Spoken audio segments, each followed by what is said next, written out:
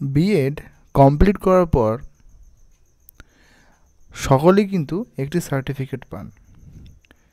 আগে সবাই কিন্তু এটা কলেজের মাধ্যমে পেত, এখনও পায়, কিন্তু কয়েকটা বছর পর দেরি হয়।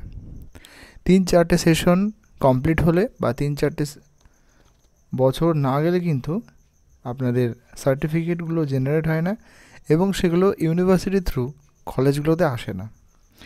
এখন ডিজি লকার বলে একটি অ্যাপস আছে, অফিসিয়াল গভর্নমেন্টের একটি অ্যাপ্লিকেশন, সেখান থেকে কিন্তু অনেকেই এগুলি জেনারেট করতে পারে।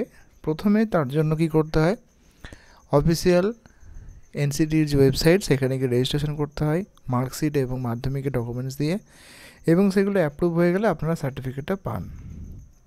এটি হলো প্রসিডিওর।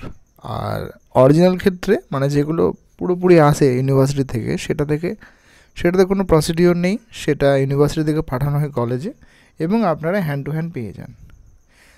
এখন প্রশ্ন, কোনটি ভ্যালিড, অরিজিনাল সার্টিফিকেট না ডিজিটাল? এখনকার ডিজিটাল যুগে এই প্রশ্নটা কিন্তু বেমানান, দুটোই কিন্তু ভ্যালিড।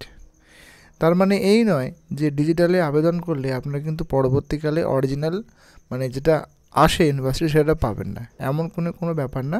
দুটোই ভ্যালিড। যদি আপনার প্রয়োজন থাকে বা আর্জেন্ট থাকে, অবশ্যই কিন্তু আপনারা ডিজিলকারের মাধ্যমে অর্থাৎ ওয়েবসাইটের মাধ্যমে আবেদন করে ডিজিলকার থেকে সেটা ডাউনলোড করতে পারেন।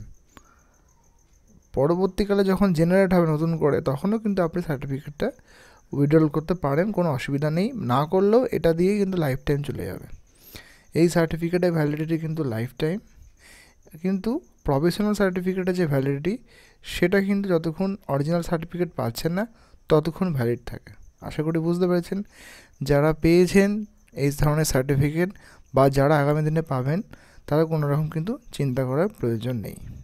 আশা করি আপনাদের কনফিউশনটা বা প্রবলেমের একটা ক্লিয়ারিটি দিতে পেরেছি। ধন্যবাদ।